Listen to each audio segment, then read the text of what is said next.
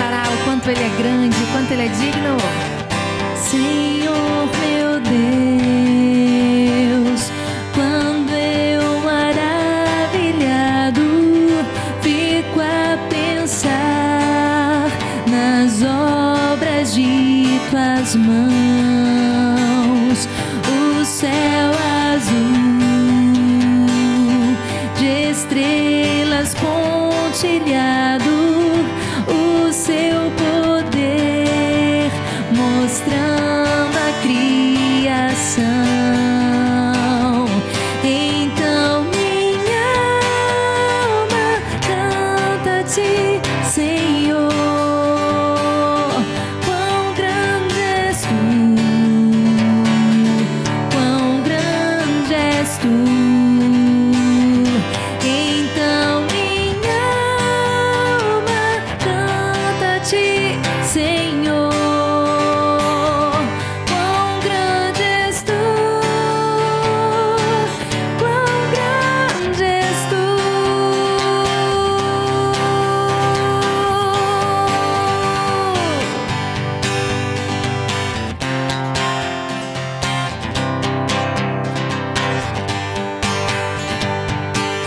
E ao pensar que Deus mandou seu filho para morrer na cruz em meu lugar e derramar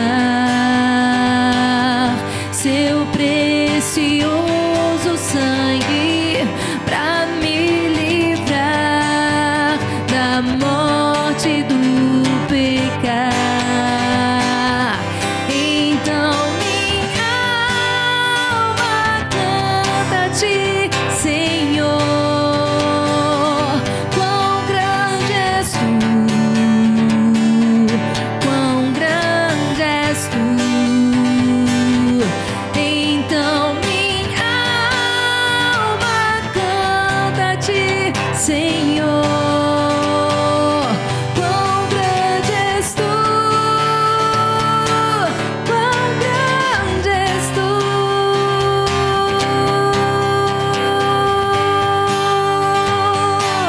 Quão grande és tu.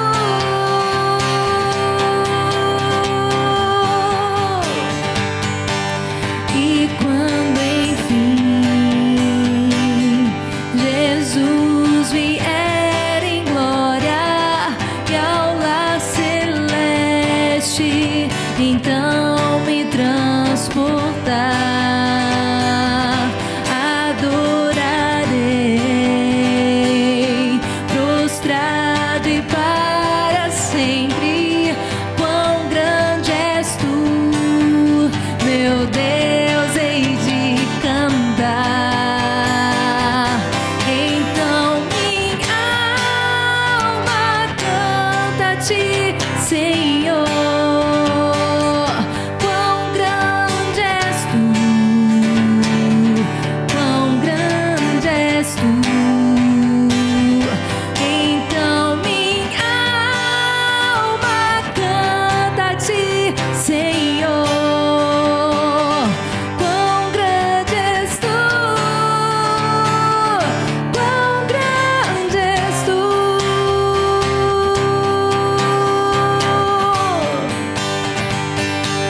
Quão grande és tu. Ele é grande. Quão grande és tu. Tu és grande, incomparável Deus. Quão grande és tu.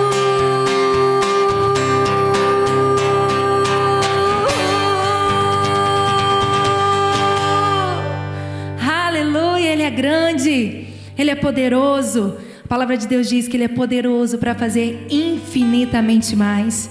Por isso, erga suas mãos, exalte ao Senhor, porque Ele é poderoso. Ele é maior do que todos os deuses, Ele é maior. Ele é o único e verdadeiro Deus. E nós queremos e desejamos exaltar e engrandecer o nome de Jesus, aquele onde todo joelho se dobrará e toda língua confessará que Ele é Jesus Cristo, Senhor. Então adore ao Senhor onde você estiver, erga suas mãos, exalte ao Pai, declarando o quanto Ele é digno, o quanto Ele é poderoso, o quanto Ele é majestoso. Oh Deus, Tu és engrandecido e exaltado. Nós dobramos os nossos joelhos e o nosso coração ao Senhor para dizer, Pai, que Tu és o único digno de ser adorado, exaltado e engrandecido. Esse é o meu Deus, esse é o teu Deus, adore a Ele. Ao único que é digno de receber a honra e a glória, a força e o poder. Ao Rei eterno, imortal, invisível, mais real, a Ele ministramos o louvor. Ao único que é digno de receber a honra e a glória, a força e o poder. Ao Rei eterno, imortal, invisível, mais real, a Ele ministramos o louvor. Coroamos a Ti, ó Rei Jesus. Coroamos a Ti, ó Rei Jesus. Adoramos o Teu nome, nos rendemos aos Teus pés, consagramos todo o nosso ser a Ti. Ao único que é digno de receber a honra e a glória, a força e o poder. Ao Rei eterno, imortal, invisível, mais real, a Ele ministramos o louvor. Erga suas mãos e exalte ao Senhor. Coroamos a Ti, ó Rei Jesus. Coroamos a Ti, ó Rei Jesus. Adoramos o Teu nome, nos rendemos aos Teus pés, consagramos todo o nosso ser a Ti.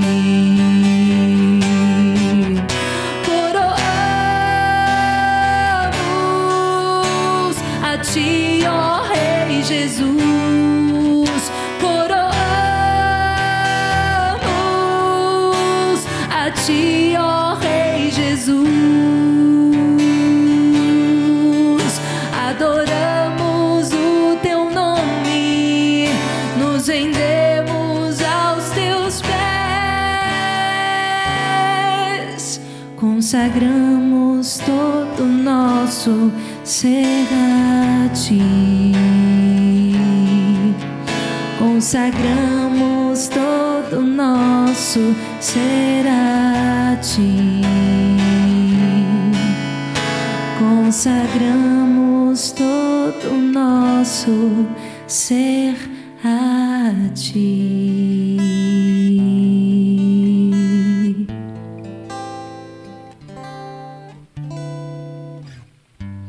Consagramos, Deus, tudo que temos, tudo que somos a Ti.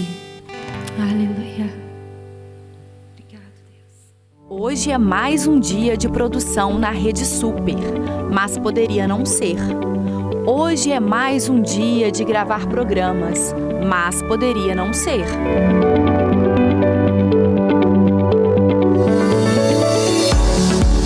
Com as doações da família Lagoinha, foi feita uma importante evolução tecnológica. É por isso que a Rede Super continua abençoando milhares de vidas pelo mundo afora.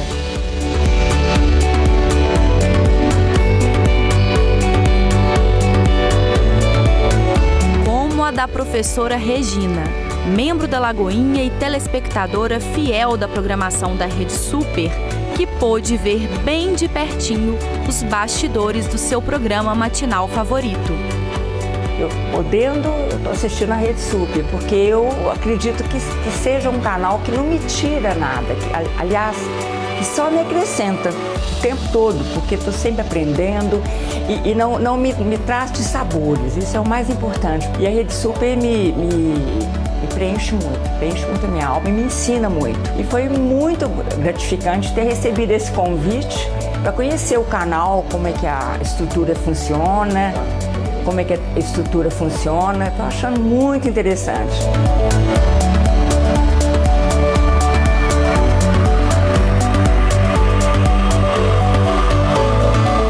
Você é parte importante dessa missão. A sua generosidade é que mantém a Rede Super no ar, abençoando milhares de vidas. Levamos até você diuturnamente o nosso sinal. São programas, mensagens, palavras que chegam até os seus lares, através de um satélite. Nós operamos hoje no melhor satélite que possuímos no Brasil, onde todas as emissoras estão lá. Você tem a possibilidade de receber esse sinal. São mais de 25 milhões de parabólicas apontadas para ele. É um investimento que nós fazemos mensalmente nesse satélite. Chegamos a muitos países através do streaming, através dos aplicativos, com mais de 1,5 milhão de downloads. Hoje você pode receber o sinal da Rede Super através do seu celular, do seu tablet, ou acompanhar mesmo através do seu computador. É um desafio muito grande. São equipamentos, são máquinas, são pessoas que diariamente estão aqui para te servir, para te honrar. A missão da Rede Super é a mesma missão da Igreja Batista da Lagoinha. Inspirar você para juntos levar o Evangelho para os 4 cantos desse nosso planeta. Por causa da sua generosidade, bondade, há investimento para alcançar vidas, transformar vidas. Hoje a Rede Super chega em países que, através de um missionário, teria muitas impossibilidades de acontecer, mas o sinal, através do satélite, a mensagem de Jesus chega. Eu quero te agradecer e quero motivar você. Invista, doe, faça a sua parte, seja esse instrumento do Senhor através da Rede Super. Além da programação da TV, que contempla um conteúdo variado à luz da Palavra de Deus, a mensagem do Evangelho chega até os lares, leitos de hospital e os mais diversos lugares do mundo, direto do Templo da Lagoinha, pela Rede Super. Este é o chamado para toda a família Lagoinha. A Rede Super precisa de cada membro para manter esse ministério no ar.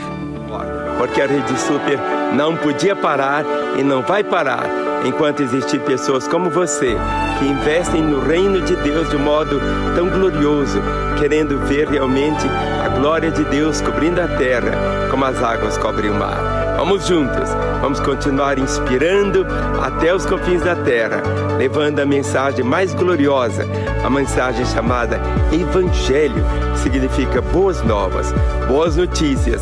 E as boas notícias são essas, que Deus nos ama e sempre tem o melhor para as nossas vidas, em toda e em qualquer circunstância. Eu te abençoo e expresso a minha gratidão no nome de Jesus. Amém. Rede Super, profetizando vidas. Glória a Deus! Muito bom estar aqui com vocês mais uma vez. Eu me chamo Samuel, sou um dos pastores aqui da Lagoinha e é um privilégio poder estar conduzindo mais uma vez o Quarta na Palavra. Você acabou de assistir aí mais um vídeo, daquilo que Deus tem feito através da nossa igreja, e para nós é um privilégio poder servir ao Senhor expressar os nossos dons através de ministérios mais diversos, para que Ele seja glorificado. E é tão bom poder fazer isso e investir também financeiramente nisso. E você pode participar através do seu dízimo e da sua oferta, como Paulo fala aos Coríntios, né? Aquele que semeia pouco, pouco colherá, aquele que semeia com abundância, com fartura colherá. Nós às vezes olhamos para esse texto e entendemos que é um bate-volta, né? Semeou, colheu. Mas se você teve algum envolvimento já com agricultura, com plantio, você sabe que quando nós lançamos uma semente em terra, nós temos que ali confiar, né? Que Deus vai mandar a chuva certa, o sol, todo o clima perfeito para que de fato aquela semente não morra, aquela mudinha não morra e de fato produza muitos frutos. E também eu vejo assim quando nós entregamos nossos recursos ao Senhor.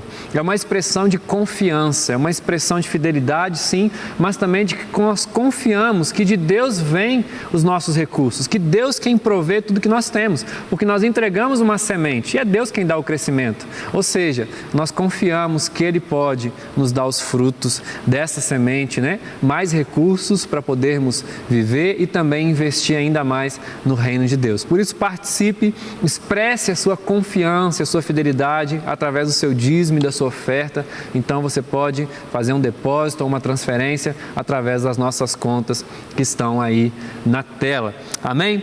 Vamos orar então?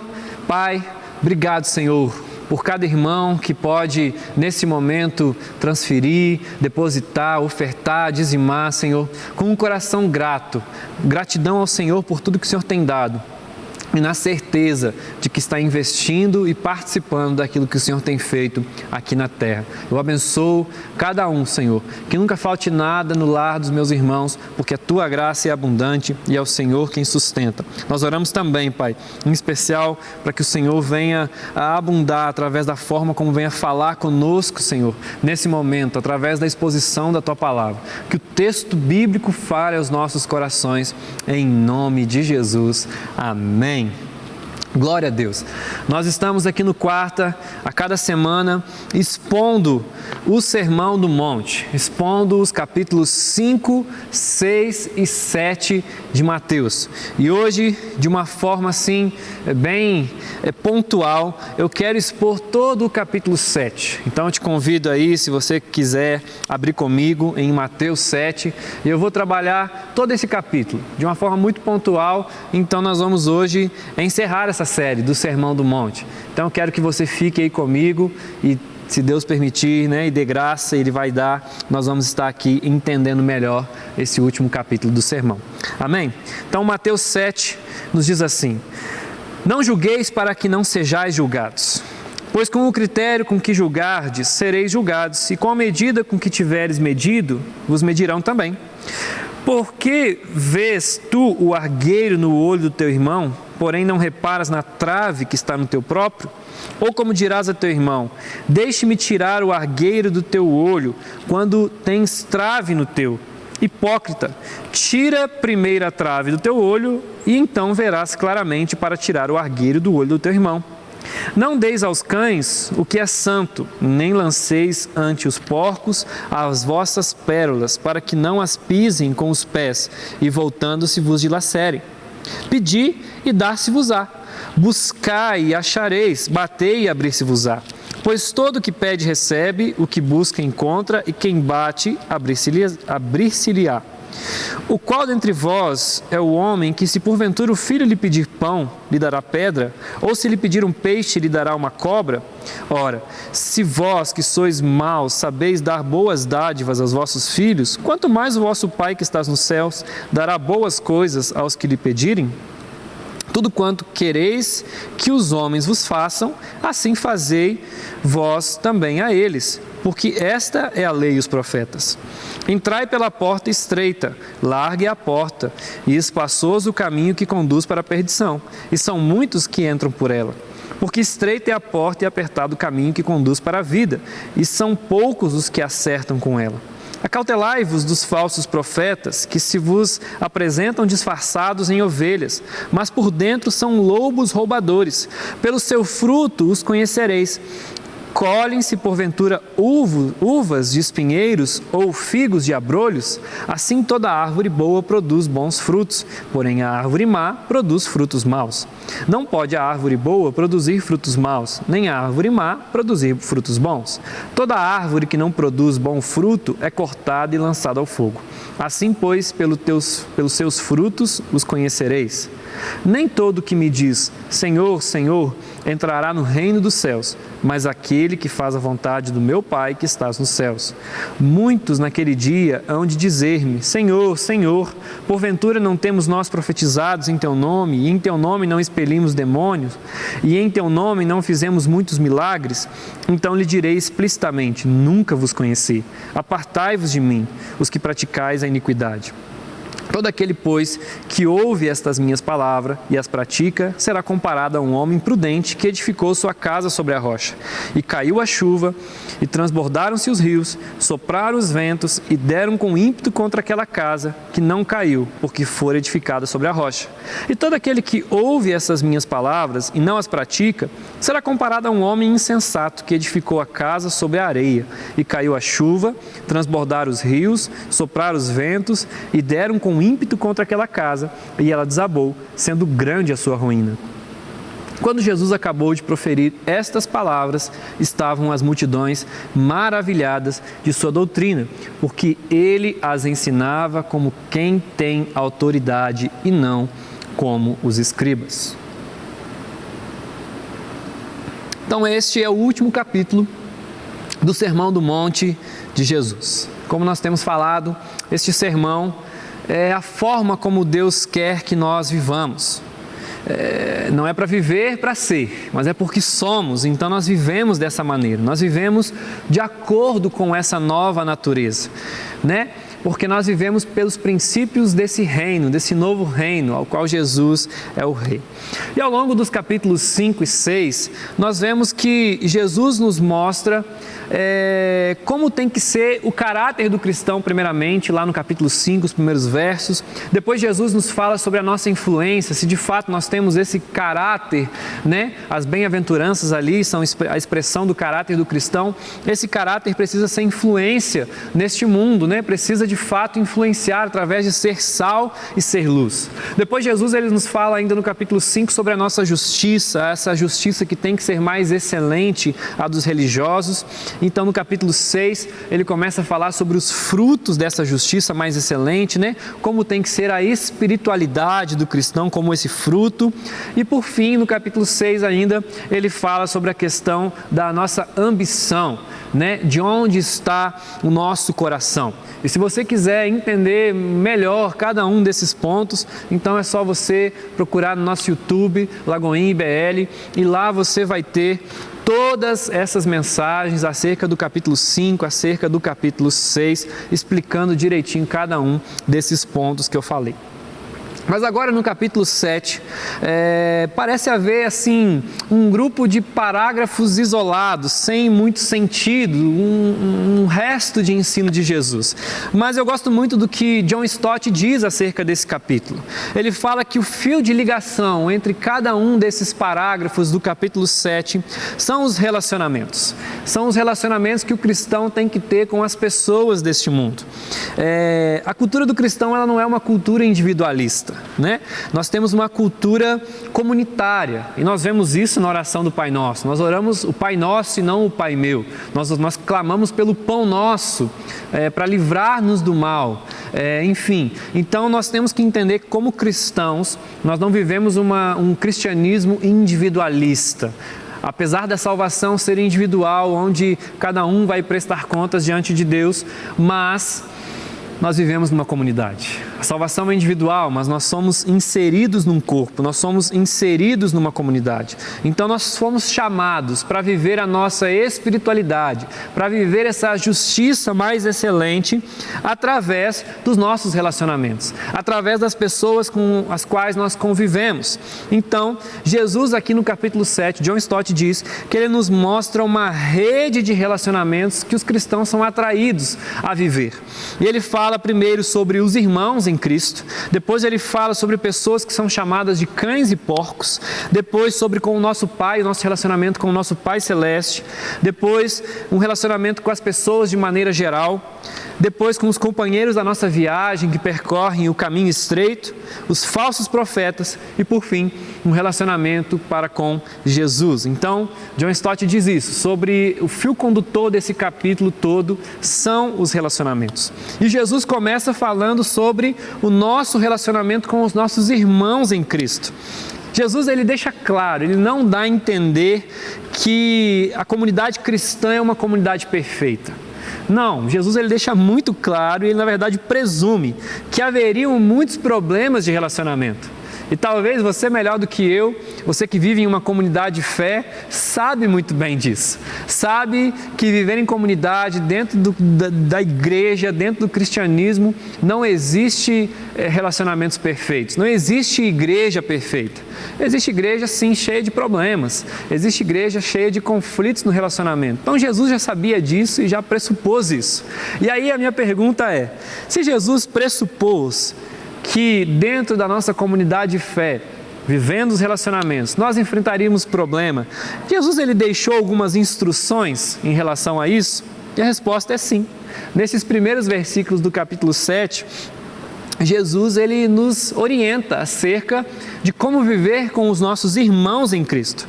Então, nessa situação aqui do capítulo 7, ele proíbe duas alternativas e aconselha uma terceira, que é a alternativa melhor, que é a alternativa cristã.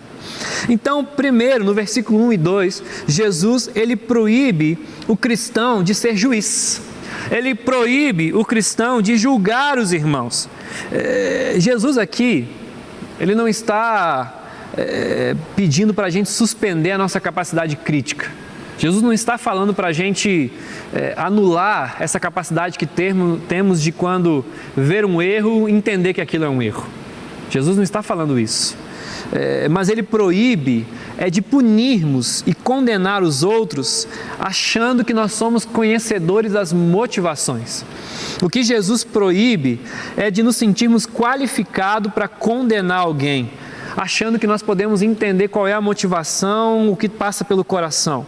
Porque condenar alguém é antecipar o juízo de Deus, e isso é querer brincar de ser Deus. Então Jesus nos proíbe disso.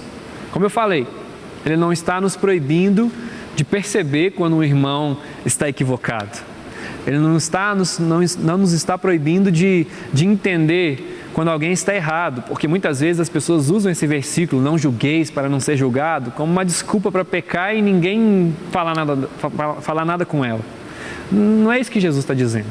O que Jesus nos proíbe é de executar juízo, é de condenar, de achar que nós podemos entender e saber a motivação do coração e condenar aquele irmão por isso. Então, esse é o primeiro ponto. Jesus nos proíbe de sermos juízes uns dos outros. No versículo 2 e 3, Jesus, ele diz que nós não deveremos ser hipócritas. E aí ele usa uma parábola, a parábola do corpo estranho. Como ajudar um irmão se eu tenho um corpo estranho no meu olho e não enxergo direito? Como eu posso ajudar alguém que está com um cisco no olho se eu tenho uma trave no olho? Eu lembro certa vez, quando eu pastoreava a Lagoinha lá em Birité, inclusive eu mando um beijo, um abraço para os irmãos de lá, igreja tão preciosa. Pregando esse texto, eu fiz um exemplo.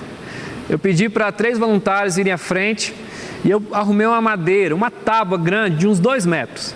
E pedi para os 2 irmãos segurarem na frente do olho de um terceiro irmão. E aí eu pedi para esse terceiro irmão ir diante das pessoas que estavam ali sentadas e soprar o olho desses irmãos. Foi uma cena cômica, foi uma cena assim quase que trágica. Mas de fato, Jesus ele usa essa questão cômica, trágica, para mostrar o absurdo que é isso. Pensa aquele irmão tentando soprar o olho dos outros com uma tábua, um pedaço de madeira de 2 metros na frente dele. É mais fácil ele agredir, acertar aqueles irmãos com aquela tábua. Foi uma situação bem cômica, mas também bem absurda. E de fato, é o que Jesus quer que a gente entenda. É absurdo, é uma situação absurda. A gente com uma trave no olho querer tirar o cisco do olho do meu irmão. Então, Jesus está falando que é melhor eu resolver o meu problema primeiro, que fica mais fácil ajudar o meu irmão? Resolver em que sentido? Está perfeito para ajudar os outros? Não, porque nunca seremos perfeitos. Mas é primeiro resolver reconhecendo a gravidade do meu problema. Porque se eu já reconheci que eu sou pobre de espírito, como fala o capítulo 5, versículo 2, sou pobre de espírito, eu tenho uma trave no olho, eu sou um pecador, como o próprio Paulo fala, eu sou o pior dos pecadores, ok, fica fácil de eu ajudar o meu irmão. Mas se eu ainda não reconheci, eu vou ficar olhando apenas para o pecado do outro para experimentar um senso de justiça própria, sem a dor do arrependimento. Eu vou ser hipócrita, e a pior espécie de hipocrisia. Por quê? Pois eu tenho aparência de bondade, querendo mostrar que eu estou ajudando o outro, tentando ajudar o outro, tirando o cisco do olho do meu irmão, mas na verdade eu apenas estou querendo inflar meu ego. É aquilo que o teólogo A.B. Bruce ele diz, é um vício farisaico de exaltarmos-nos amesquinhando os outros, um modo muito baixo de obter superioridade moral. Ou seja, eu quero me sentir justificado porque o outro é pior que eu. Porque o outro tem um problema e eu estou ajudando ele. Então Jesus condena esse tipo de hipocrisia. Primeiro nós temos que olhar sempre para a nossa trave, para o nosso grande pecado que está tão perto de nós. Para depois, quando reconhecemos o pecado, se a gente vê um cisco no olho do meu irmão, eu puder ajudar. Porque no versículo 5 é justamente esse conselho que Jesus nos diz. Jesus nos aconselha a fazer a coisa certa no relacionamento com os irmãos. Que é o quê? É ser irmão. Porque se eu percebo um cisco no olho do meu irmão, o que condiz com a minha fé é querer ajudá-lo. Porque um cisco no olho do meu irmão é um corpo estranho. É algo que deve estar incomodando, é algo que não é para estar ali. Então eu ajo como um irmão, eu vou ajudá-lo. O fato da condenação e da hipocrisia serem proibidas por Jesus não nos isenta da responsabilidade que temos uns com os outros, de cuidar uns dos outros, de ajudar uns aos outros. Certa vez eu vi uma frase na internet, ela falava assim: você quer cuidar da vida dos outros? Abre uma célula. E de fato, você quer cuidar da vida dos outros? Vai para um GC. Frequente uma célula, um grupo pequeno, porque lá nós vamos ter a oportunidade de conhecer os irmãos, saber das necessidades, ajudar a crescer em Cristo. Se o irmão tiver algum problema, alguma falha, a gente vai poder, com amor, exortá-lo. E é isso que Jesus está falando. Nós temos que cuidar, devemos ser irmãos, cuidando uns dos outros, a ponto de primeiro se corrigir para ser construtivo na ajuda com o próximo. Um dos pais da igreja, Crisóstomo, referindo-se a alguém que tinha pecado, ele diz assim: corrija-o, mas não como um inimigo, nem como um adversário que exige o cumprimento da pena, mas como um médico que fornece o remédio. Então nós temos que cuidar uns dos outros. Jesus quer que a gente cuide. E agora no versículo 6, Jesus fala como devemos tratar a palavra de Deus quando estamos anunciando o Evangelho. É um texto difícil, bem polêmico, mas o texto diz assim: não deis aos cães o que é santo, nem lancei ante aos porcos as vossas pérolas, para que não as pisais com os pés, voltando-se vos dilacerem. Quando nos relacionamos com pessoas que ainda não se renderam ao Senhor, nós não podemos nos esforçar para que todos se conformem ao nosso padrão, porque senão nós vamos estar fazendo como aqueles que julgam e aqueles que são hipócritas fazem. Nós queremos que aqueles que não conhecem a palavra tenham um comportamento como eu, ou às vezes como eu acho e tenho de senso de justiça. É necessário que os padrões do reino de Deus, os padrões elevados de Deus, alcancem cada coração e levem ao arrependimento para viver conforme os padrões desse sermão. Então nem aos meus padrões e nem aos padrões mesmo de Deus, se a pessoa ainda não foi encontrada pelo amor de Deus. O que acontece é que muitas vezes nós queremos que as pessoas que ainda não se renderam ao Senhor vivam de acordo com os padrões do Evangelho. Mas isso é impossível. Como? É lavar um porco, é botar um colar de pérolas num porco. Não é da natureza dele estar cheiroso. O cão que a palavra fala aqui é um cão vira-lata, acostumado a comer qualquer coisa. Então seria o mesmo que cozinhar para um cão. Certa vez eu vi uma história da tartaruga e do escorpião. O escorpião queria atravessar o rio, mas precisava da carona da tartaruga. E aí ele pediu a carona e a tartaruga falou assim: é óbvio que eu não vou dar carona, porque você vai me picar e eu vou morrer. Aí o escorpião falou assim: cara, se eu picar e você morrer, você afunda, eu morro junto com você afogado, então não vou te picar. Me atravessa para o outro lado. Então a tartaruga topou. E aí no meio do caminho o escorpião picou a tartaruga. A tartaruga, sem entender, falou assim: cara, por que você fez isso? Você e eu vamos morrer agora. Aí o escorpião falou assim: olha, eu não sei, eu só sei que eu fiz, é meu instinto, é minha natureza, e eu vou morrer afogado agora. É mais ou menos isso. Quem ainda não foi alcançado pelo amor de Deus, a natureza é uma natureza contrária de Deus. Então, não adianta nada a gente querer que eles vivam por esse padrão, que eles vivam por aquilo que esse sermão nos ensina. Como nós falamos desde o início, é para quem é alcançado, para quem foi alcançado que esse sermão serve como prática de vida. Mas às vezes nós não só queremos que as pessoas vivam pelos padrões bíblicos, às vezes nós queremos que elas vivam pelos nossos padrões que nós achamos de certo e de errado. Então nós temos que cuidar isso, nós temos que cuidar com isso, para não querer lançar pérolas aos porcos. Nós temos que ter esse entendimento. E esse versículo também fala para tratarmos com zelo a palavra de Deus, com cuidado, para que a gente não menospreze, muitas vezes valorize mais outras coisas do que o texto bíblico, do que a palavra do Senhor, do que a glória do Senhor. E aí no versículo 7 até o 11, Jesus nos mostra como se relacionar com o nosso Pai Celeste. Jesus já nos ensinou sobre a oração no Pai Nosso. No próprio Sermão do Monte, no Pai Nosso, Jesus nos ensina como orar. Que a nossa oração precisa ser centrada nele. Mas agora ele nos incentiva a orar pela garantia de que nós seremos ouvidos.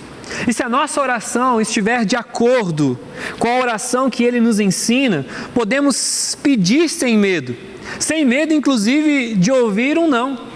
Porque não é coerente olhar para esses versículos e entender que quando diz que se pedir vai ser dado, se bater vai ser aberto, é achar que a promessa aqui é que vai ter uma garantia absoluta de que o que eu pedir, Deus vai me dar.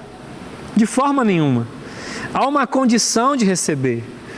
O próprio texto diz que os pais humanos sabem dar boas dádivas, quanto mais o Pai que está no céu. Então imagina a lógica invertida: se um filho pede um escorpião, o pai vai dar? Não. Então quantas vezes nós pedimos e pedimos errados, o nosso bom Pai nos diz não, pela sua graça e pela sua bondade. Então nós temos que ser gratos, nós temos que agradecer a Deus, porque Deus não nos dá tudo que nós pedimos. Graças a Deus que Ele não atendeu todas as orações que eu já fiz até hoje, porque Ele é um Pai bom e Ele sabe dar as boas dádivas, e Ele, melhor do que eu, sabe quais são essas boas dádivas, e Ele quer que a gente ore, Ele quer que a gente peça, Ele quer que a gente se relacione com esse Pai que está pronto para nos dar as dádivas. Ele quer isso de nós, não para saber o que nós precisamos, porque Ele já sabe, Ele não precisa ser comunicado, mas Ele quer nos ensinar a pedir. E é porque Ele é um bom Pai e Ele quer o melhor para nós. Hoje, com certeza, muitas coisas que eu já pedi, eu não pediria. Por quê? Porque eu pedi e ouvi um não de Deus.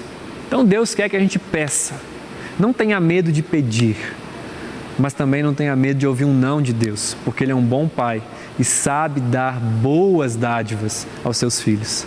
Graças a Deus por todos os nãos que Deus já me deu em muitas orações que eu fiz. E graças a Deus também pelo sim que Deus já me deu em muitas orações que eu fiz. Por isso que nós oramos em nome de Jesus. Em nome de Jesus é orar a oração que Ele oraria. É o que está de acordo com a vontade dEle. E aí então, no versículo 12, Jesus nos mostra agora então como se relacionar com todos os homens. É o que nós chamamos da regra áurea. O texto diz: quando tudo quanto, pois, quereis que os outros homens vos façam, assim fazei-o, vós também a eles, porque essa é a lei e os profetas. Essa regra é vista em outros lugares também, além da Bíblia. Nós temos Confúcio, ele diz assim: não faça aos outros o que você não quer que lhe façam. Os estoicos também tinham uma frase que dizia assim: não faça a ninguém o que você mesmo odiaria. Ou outros que dizem: o que você achar odioso, não faça-o a ninguém. Ou seja, qual que é a diferença aqui dessas frases que estão fora da Bíblia para o que Jesus nos ensina? A diferença é que essas frases de Confúcio, dos estoicos, elas estão no negativo, elas estão no não faça. E a de Jesus está no positivo, está no faça. A diferença é que Jesus nos chama para a iniciativa, Ele nos chama para fazer. É um princípio aqui da aplicação do mandamento de amar ao próximo, de amar ao próximo como a nós mesmos. E nisso Jesus fala que se resumem a lei e os profetas. Por quê? Porque a nossa fé se aplica nos relacionamentos. E aí eu pergunto: como nós temos tratado uns aos outros? Como nós temos tratado aqueles que pensam diferente de nós? Nós estamos só reagindo, como essas frases de autores fora da Bíblia dizem, ou nós estamos sendo como Jesus nos pede? Nós estamos fazendo, nós estamos demonstrando o amor de Cristo, tanto a amigos quanto a inimigos, tanto a cristãos como a não cristãos, tanto quanto aqueles que concordam com a gente, pensam igual a gente ou pensam diferente. Então Jesus, Ele quer de nós essa atitude, é fazer aos outros aquilo que nós gostaríamos de fazer a nós mesmos. E aí, a partir do versículo 13, Jesus ele já começa a caminhar para o fim do sermão. Ele retoma aqui a questão das escolhas. Jesus aqui ele começa dizendo que temos dois caminhos a seguir. Há um caminho largo, onde cabem vários jeitos certos, onde cabem várias possibilidades, onde a verdade é relativa. É o caminho das próprias inclinações. Por isso que é um caminho fácil, porque é o meu desejo, eu vou e faço. É o que eu estou inclinado a fazer, eu vou e faço. Por isso que ele é fácil. Por isso que ele é largo. E esse caminho largo, ele começa por uma porta larga. Ou seja, que cabe passar por ela todo tipo de bagagem, todo tipo de pecado, todo tipo de orgulho. E Jesus fala que não é esse o caminho que nós temos que tomar. O caminho das nossas próprias inclinações. Mas o nosso caminho, como cidadãos do céu, como pertencentes ao reino de Deus, é o caminho estreito, é o caminho que tem limites demarcados. Nele não é fácil porque nós precisamos resistir às nossas próprias inclinações. Nele nós precisamos resistir aos nossos desejos pecaminosos e sermos disciplinados em obediência à palavra de Deus, porque nós somos alcançados por Ele. E é por isso que é difícil, é por isso que é um caminho árduo. E por esse caminho nós entramos nele através de uma porta estreita, onde não cabe entrar com o velho eu, onde o eu precisa estar crucificado, onde o velho homem precisa estar morto. Isso exige concentração, isso exige empenhar de fato o nosso coração, isso de fato exige de nós ali termos os olhos fixos, como no capítulo 6 fala. Isso de fato exige de nós ter o nosso coração pulsando por isso, ser o nosso foco. Então, Jesus está nos ensinando aqui a respeito desses dois caminhos, que nós temos que ter um compromisso com Jesus e não seguir as nossas inclinações, os nossos desejos, mas é o que Ele propõe. Ou seja, um caminho difícil, que começa por uma porta estreita, mas que leva à vida.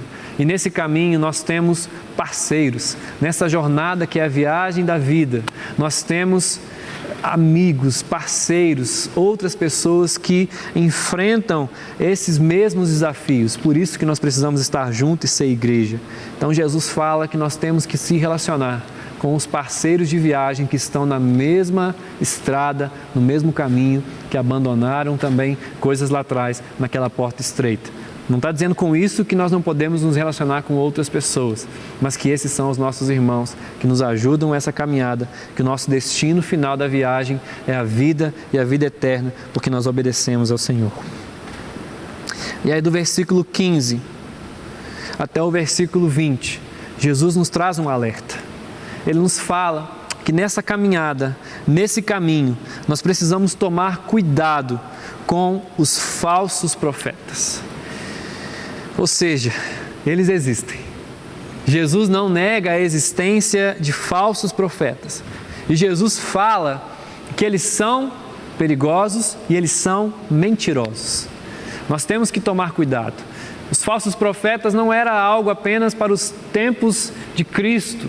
Eles existem e existem ainda, sim, nos dias de hoje. E Jesus fala que eles são perigosos e são mentirosos. Eles são perigosos por quê? Porque são lobos. Eles são lobos e os lobos são inimigos das ovelhas. O lobo é aquele que ensina o que é errado, que ensina o que contradiz a palavra de Deus, que é a verdade. E isso leva as pessoas à destruição.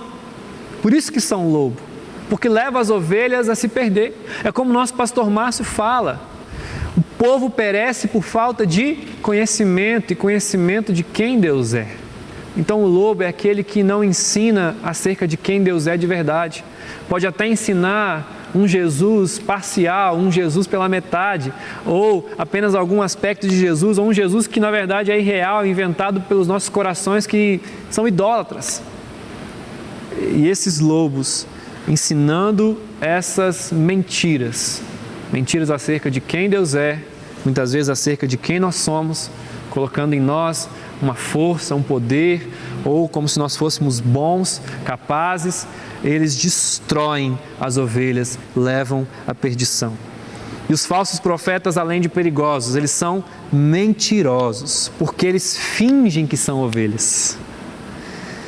Eles não falam que são pregadores de mentira. Até hoje eu não vi ninguém chegar num púlpito e falar assim: vamos pregar uma heresia hoje. Não. O falso profeta, ele não se anuncia como um pregador de mentiras. O falso profeta é aquele que diz que é ovelha. O falso profeta é aquele que diz, que ensina a verdade, que diz que são mestres das verdades. E nós precisamos estar muito atentos. Jesus nos pede para estarmos atentos, para tomarmos cuidados. No versículo 15, ele diz: acautelai-vos dos falsos profetas. E para tomar cuidado, primeiro é preciso identificá-los.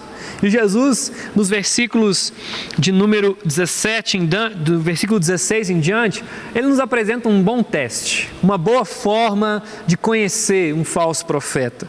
É o teste da árvore e do fruto. Jesus diz que o fruto revela a natureza da árvore. Ou seja, uma erva daninha não pode produzir uvas. O fruto revela qual é a natureza. Uma árvore boa não pode produzir um fruto mau. Então nós podemos perceber os frutos de alguém transformado pelo Evangelho. E esses frutos estão em 3 pontos, talvez: no caráter e na conduta, ou seja, no fruto do Espírito. Então nós podemos observar na vida de um pregador, de um mestre, de alguém que ensina, o caráter e a conduta, ou seja, o fruto do Espírito na vida dele. Nós também podemos perceber os frutos dessa árvore através dos ensinos de acordo com as Escrituras. Se o ensino de fato está sendo um ensino bíblico e pregando a Bíblia, e talvez não só a partir da Bíblia.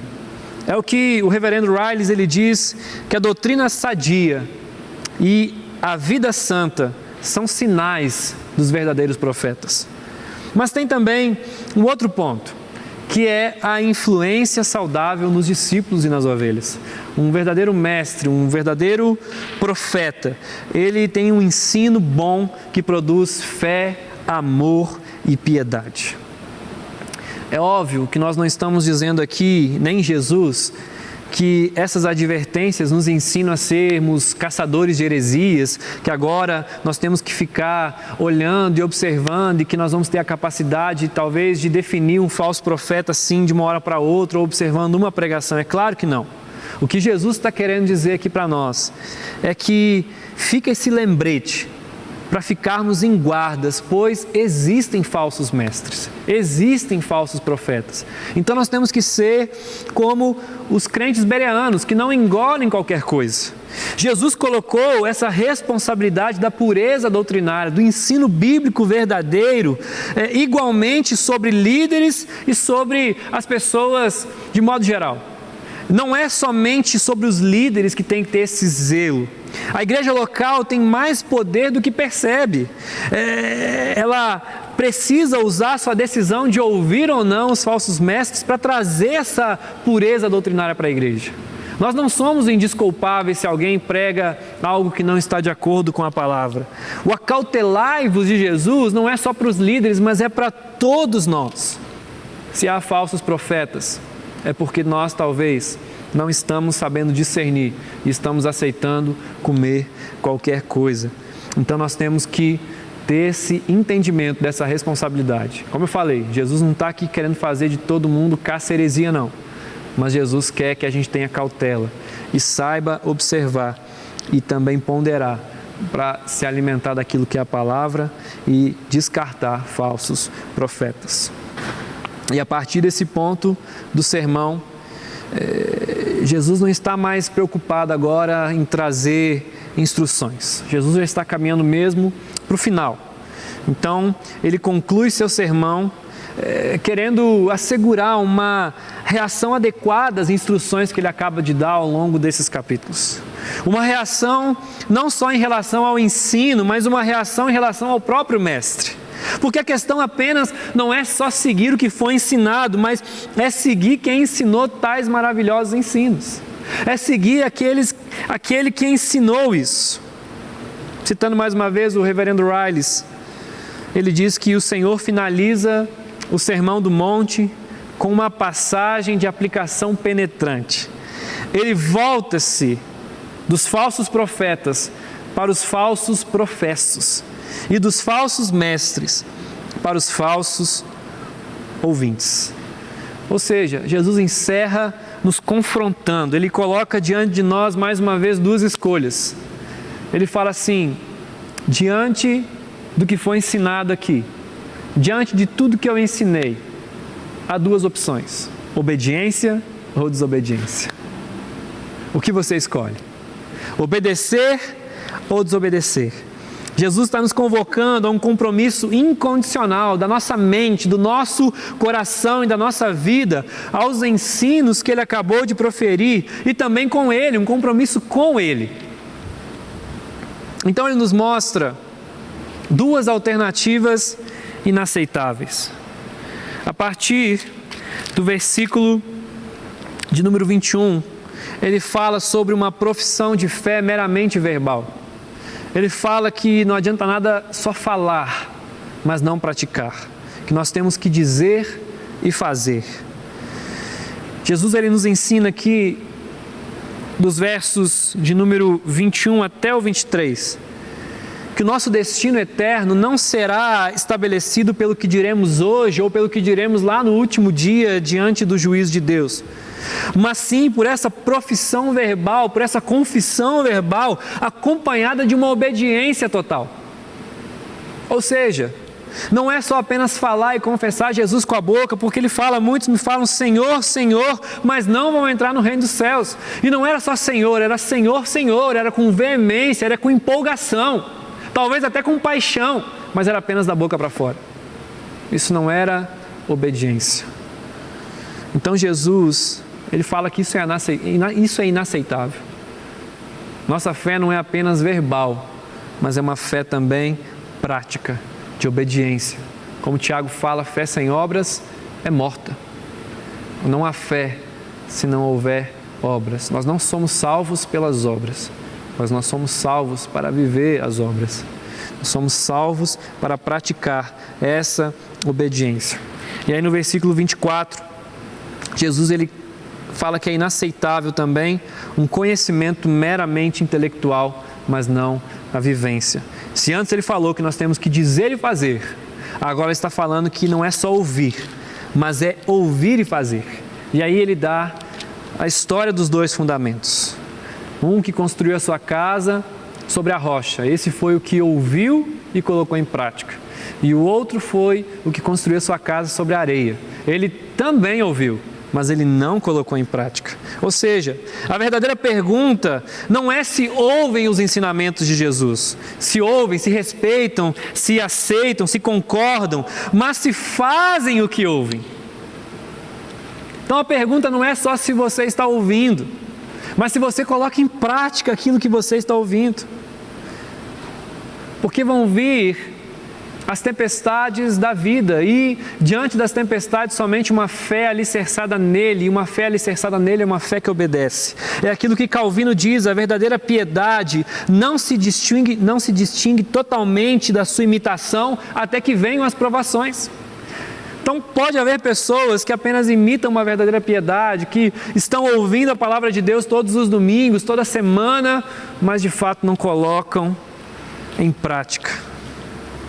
Nosso destino eterno depende de obediência total, porque uma fé sem obediência não é fé.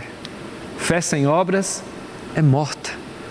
Então não basta apenas professar com a boca, confessar com a boca, e nem só ouvir e absorver, mas nós temos que colocar em prática. Não é só ouvir, mas é praticar, é obedecer. Não é só saber o que é certo, que tem que fazer, mas é fazer o que é certo, é fazer.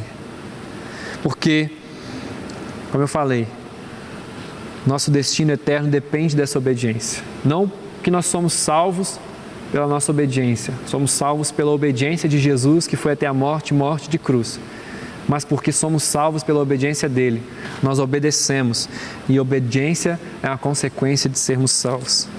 Então assim Jesus, ele encerra o seu sermão na mesma pegada do sermão todo, nos apresentando sempre escolhas radicais.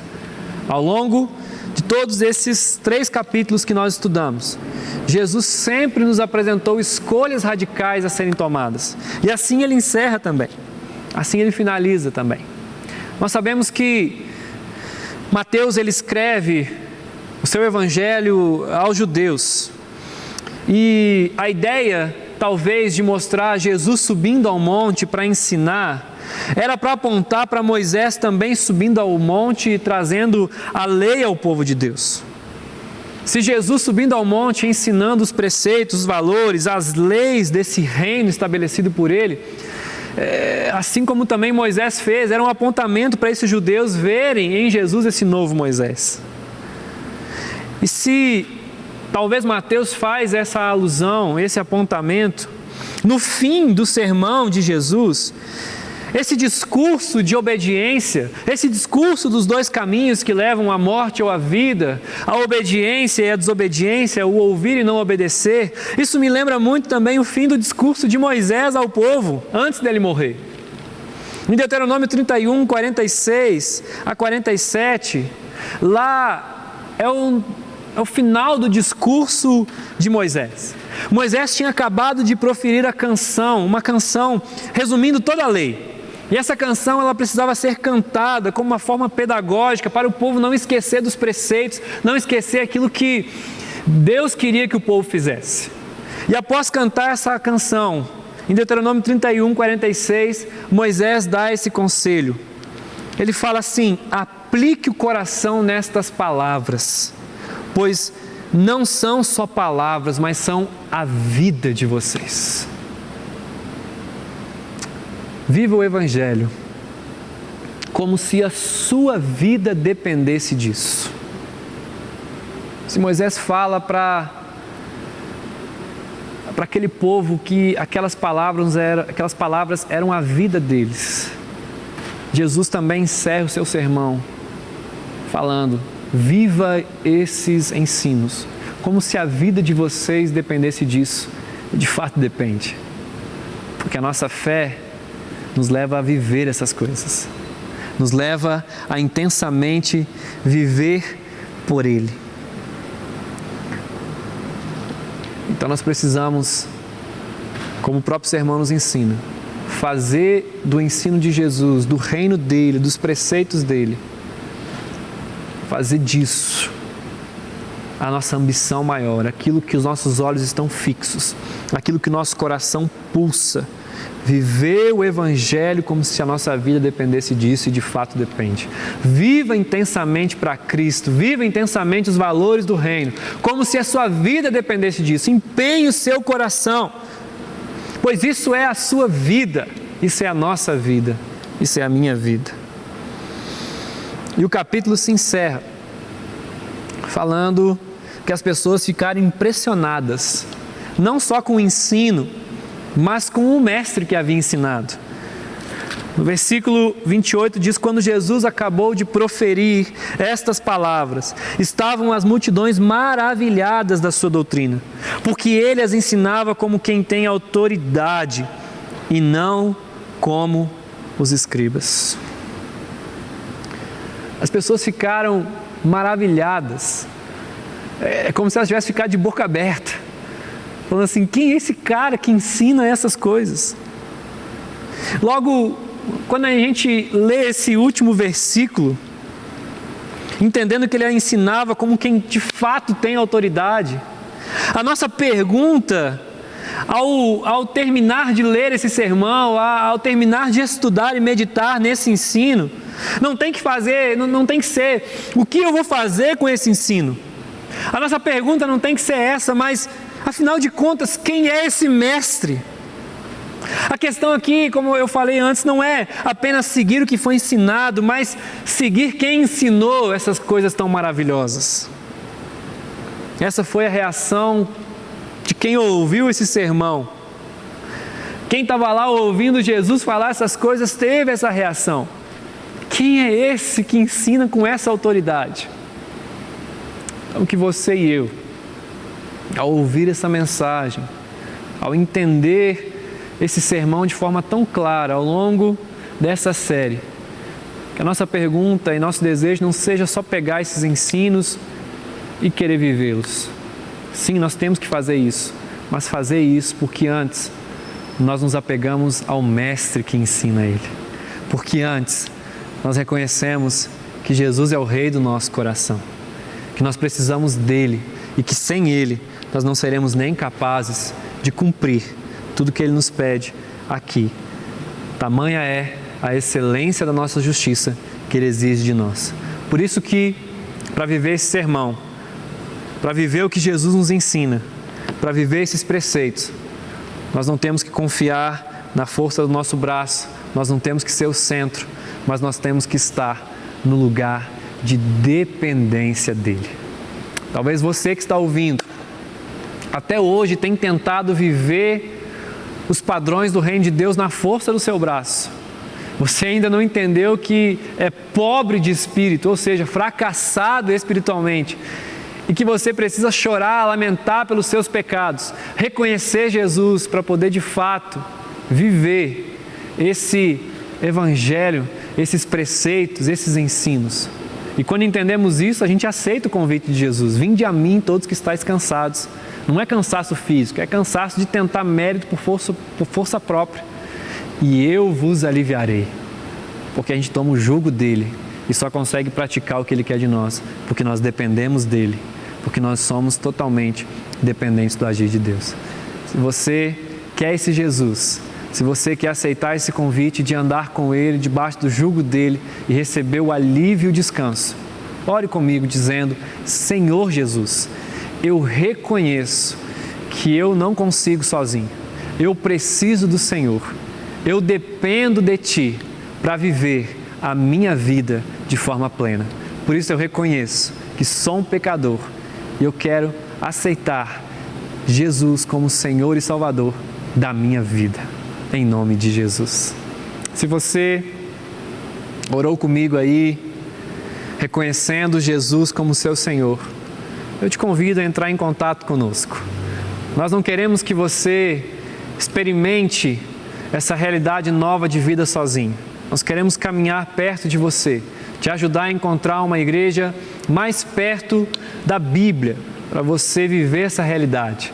Então ligue para nós, nos procure, ligue para os números que estão aí na sua tela, o telefone da Paz, ou mande um e-mail, quarta@lagoinha.com. Nós vamos ter o prazer de te responder, de te ajudar, de te encaminhar, porque você não pode ficar sozinho. Amém? Vamos orar? Pai, em nome de Jesus, obrigado, Senhor. Meu coração é muito grato, Deus, ao meditar nesse ensino. Oh, Deus, foram quartas tão intensas. Cada semana aqui, experimentando conhecer um pouquinho mais sobre a realidade que o Senhor quer que nós, como cristãos, vivamos. Nos ajude, Pai. Sozinho nós não conseguimos. Nós nos colocamos nesse lugar de dependência. Obrigado, Senhor, porque podemos ser um instrumento de Deus para abençoar tantos e tantos que estão nos assistindo, a serem edificados na sua fé e a viver em obediência à palavra de Deus. Nos ajude, nos abençoe, em nome de Jesus. Amém. Que Deus te abençoe. Fique na paz do nosso Senhor Jesus.